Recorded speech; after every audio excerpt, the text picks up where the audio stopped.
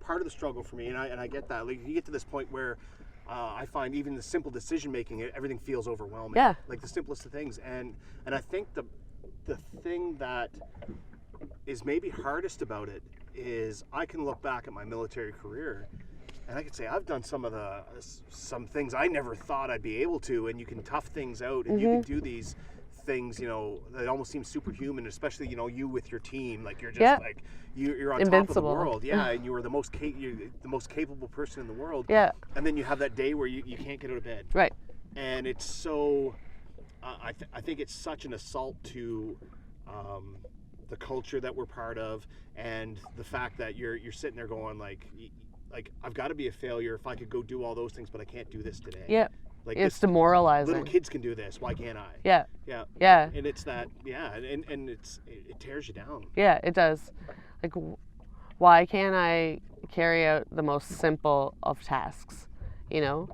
Just how can I not make that phone call to back like Veterans Affairs, which is very important, because if not, then I'm not going to get my paycheck. And obviously I need my paycheck because I'm stressing about not being able to pay bills now. But for some reason, I still can't make that phone call. Like, it doesn't make sense. You just keep on slipping and making yourself feel that much more crazy. Like, how am I not capable of doing this? And you convince yourself that you're just useless. Like, there's no point anymore. I still have trouble putting it into words, just the feeling that you go through, and ask for help. Well, how do we ask for help? We're the ones that people ask for help from. And when I can't even tell you what's wrong or what you can do to help me, it's kind of hard to ask for help.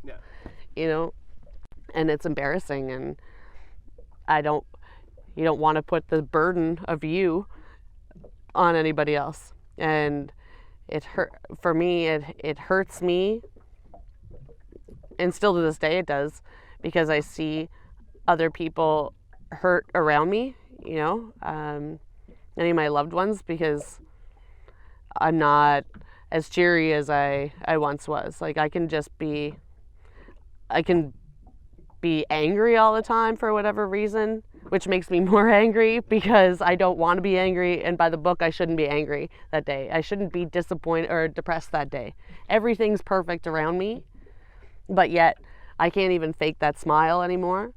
And if I'm not angry, I'm numb, just no emotion whatsoever, or I'm just exhausted. I remember being in a psychologist appointment, and my head just kept dropping. Like, it felt like it was 50 pounds. And I'd slept probably 17 hours prior to going there.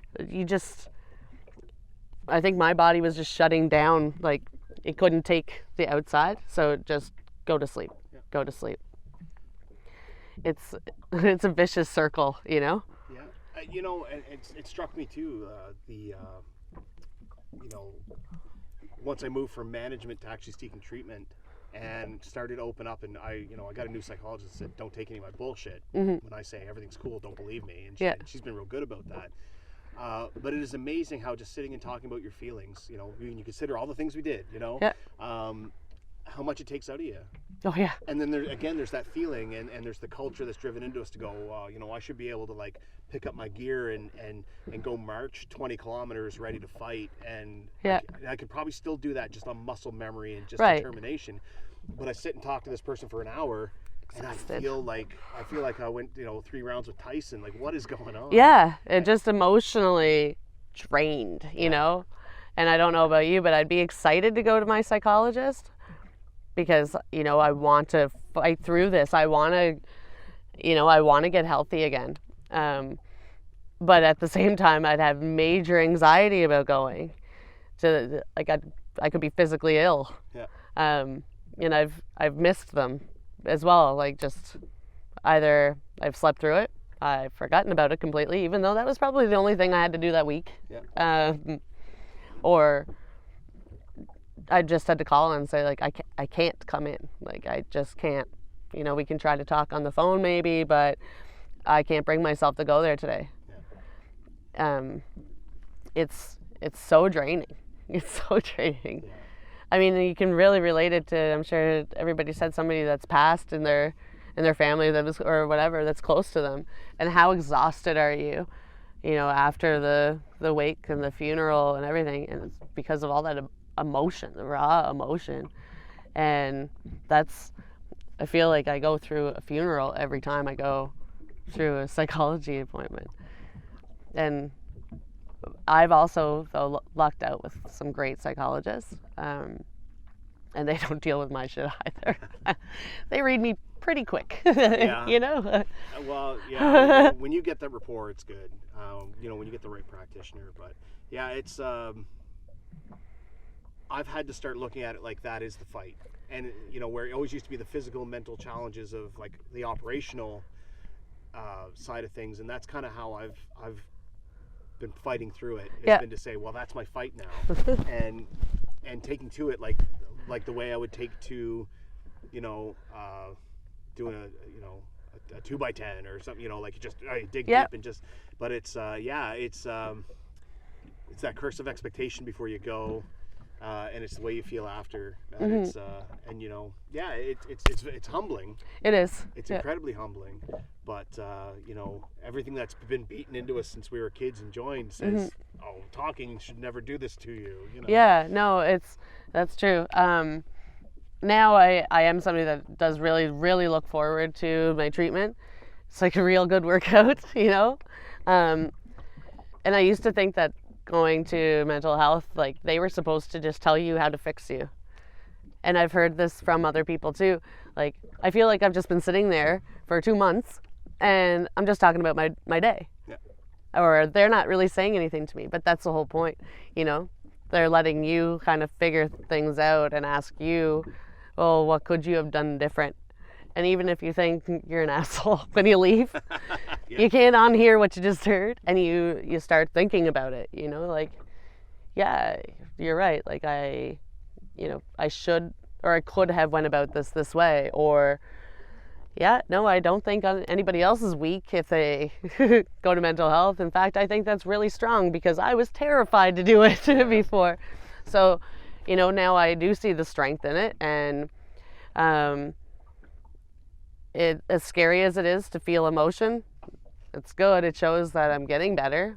Instead of being numb and putting on that face all the time, tears is actually, you know, a sign of progress, and feeling, allowing myself to feel the pain is the only way that I'm going to get through it. Otherwise, it's still just going to be stored there. And silence is what almost killed me, is because I just wouldn't speak. And ever since I've started speaking is when I've started to get healthy again. No, it's going to be a lifelong journey, I'm sure of it, but it's good. It's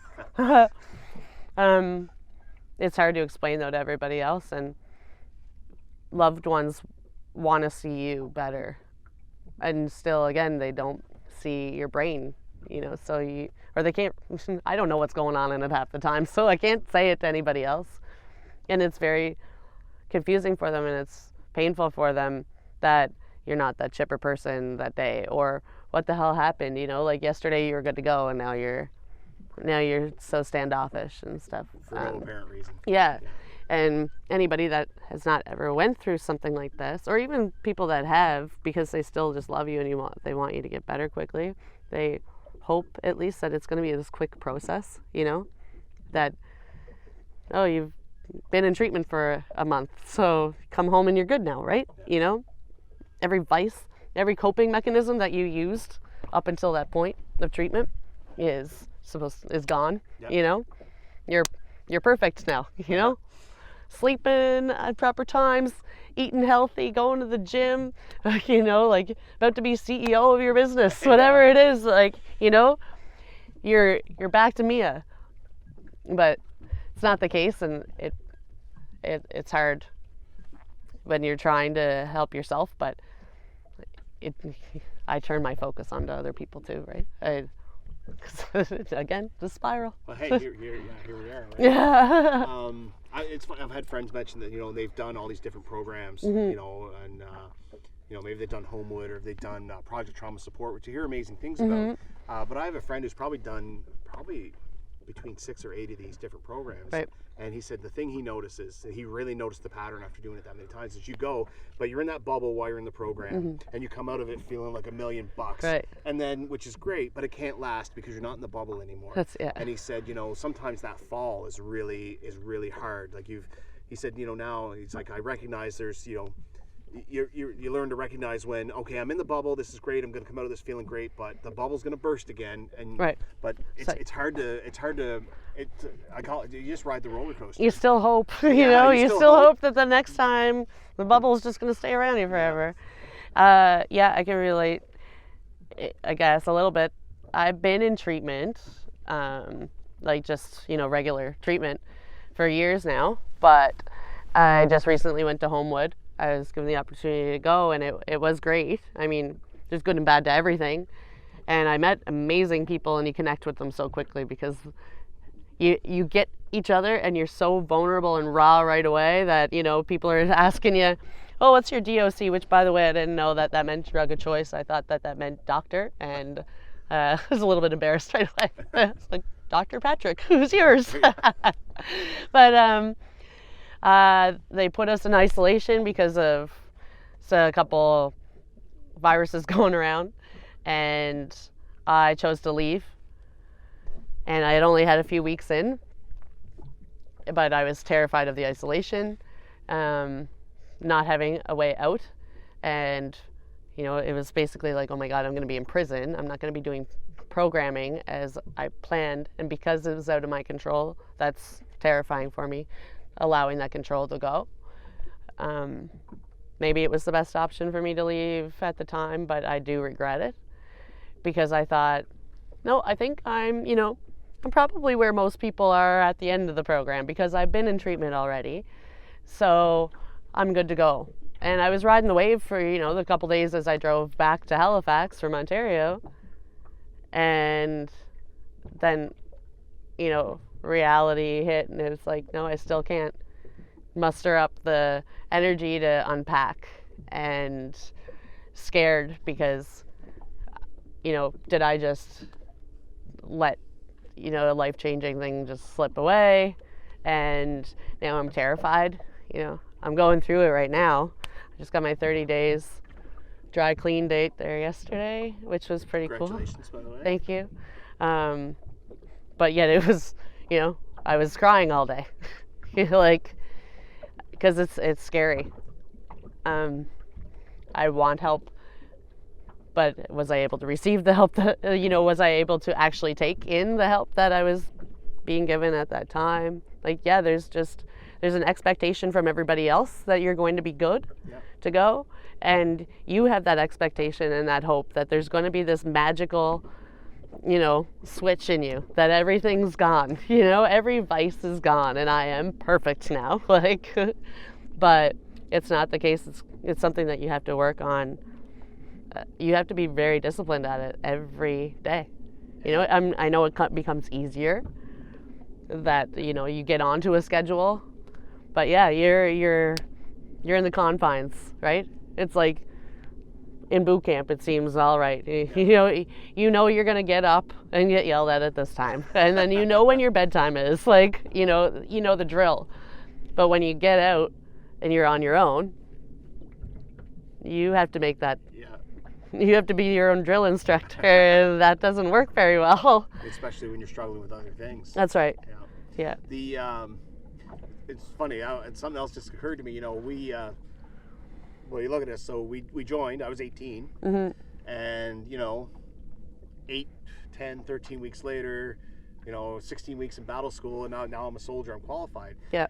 My whole life, I never thought about it again till now. My whole life was this: I know nothing. I show up. I do the training, and now I'm competent, and off I go. And that's been my whole approach to. That's been my whole professional career, my whole adult life. That has been the structure. And I never even thought of it, So, hey, I went to that program. I've done the training. I'm good to go. Right. How ingrained is that in our minds that I wonder how much worse that makes the bubble pop at the end. It was, I kind of came, it was humbling when I came to the conclusion the other day, I got the theory part, I'm pretty good with that. I did the written test. Yeah. Right? But now I got to go out and actually lead that recce. The reconnaissance. I will just continue to read what we should do here out of this book. how to put a hooch up on the book and in the picture. I can do this. But man, I cannot get that damn tarp to go. Yeah. Where are the trees? The trees are too far apart. The book didn't have that. That's right. It didn't guide me through this. Yeah. But it's funny how much we culturally in the training we do and the way we're trained. You step up to the fire hose and you just do, and you leave. So we're used to we're kind of used to those immediate results. Mm-hmm. And this journey is not like that at all. No. Yeah, No. and it's like 2 steps forward, 3 back. That's right. You could have that immediate result right away. You come out and you feel like a warrior, which we all are, but yeah, I can take this on. I can take on the world, and you do something that's so great that day. I got all my housework done. I made all those phone calls. I did this, and I still went to the gym, and I still went out for dinner with my friends, And the next day, I'm wanting to shit in my own bed, what? Where the hell did that come from? Yeah. It's. No, it's.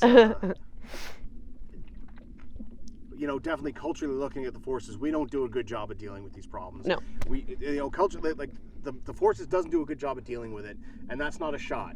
No. Because us personally, in the way we have to operate, we're not set up to deal with these things well, and we do it for years. And then it's kind of when it falls apart, it's now. Yeah.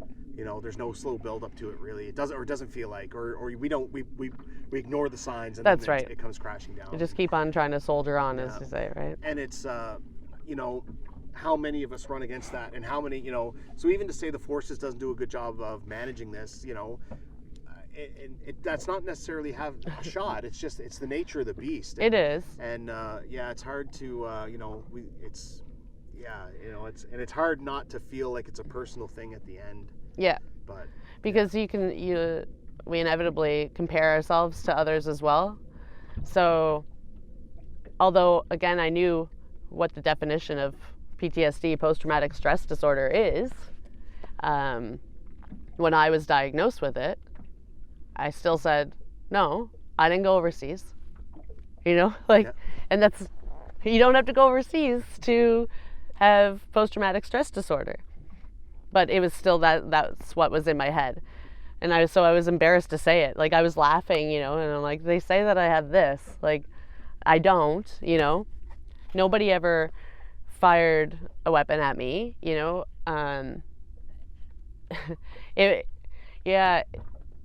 just, I know for myself, I look at other people and I'm like, I don't know how you still get out of bed every day and are able to move forward. You're so strong. And then that makes me feel weaker, because if you can go overseas 4 times, and although I'm sure that they're struggling and they probably think of the same thing, they're scared to go forward too. Because once you start talking about it, it comes down. Boom, the storm's here, that calm before the storm, because as soon as it starts, the wind starts to pick up, it's head on. Yeah. It's going to go till it blows itself out. Yeah.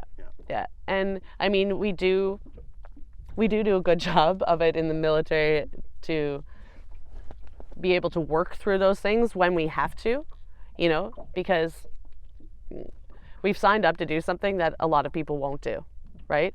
And we're going to be put into positions and see things and have to do things that are going to be tough. So it's good that we're able to rely on our counterparts and have faith in our leadership, or in our leaders and our own leadership skills and our training. But we don't do a good job at when we come back, or or not even come back. I mean, because I didn't come back from anywhere, but making it okay to say, I need help, or I need to talk to somebody, not be embarrassed about that. And they're trying. Yeah. You know, Well, no, we have mental health days now, Yeah. but even since that came into effect, I know I was told, and this isn't the slate at the military, it was just kind of a one person, because that was the person, but you know, I was told I was taking advantage of it, you know, taking advantage of the system. Yeah. Well, buddy, I'm not, believe me. You know, so there's still that stigma, and it's gonna take a long time. I see a change for the better, but it's still, they don't know how to deal with us. Yep. Which kind of makes sense, because we don't know how to, but very quickly a lot of us have been getting booted out of the military because we're diagnosed with PTSD or some other service-related injury, and we feel that much more alone. Yeah. You know.